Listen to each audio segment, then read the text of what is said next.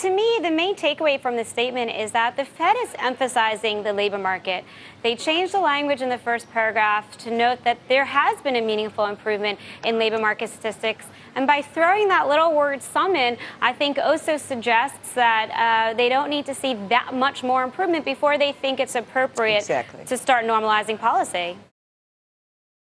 The big focus is going to be on the Fed minutes, because that's where we're going to see how the debate really is starting to split in terms of what are the international concerns, where does China rank in their concerns, and also, more importantly, how do we see the division within the Fed in terms of their views on inflation? There are some, like John Williams, who's a voting member of the Fed, who's argued recently that, low inflation isn't that surprising and it should be low for a while, even though he said publicly he's confident that it will move back up to 2% by the end of 2016. There's a sense there that he's not as worried about inflation being too low for too long. Where at the other end of the spectrum, Charlie Evans, who's also a voting member on the Federal Reserve today, is saying, listen, inflation's too low. We need it higher before we even move. So really Yellen corralled the cats and said, this is a meeting-by-meeting decision now. You can't expect us to say we're going to do it right before the next meeting until we get right before the next meeting.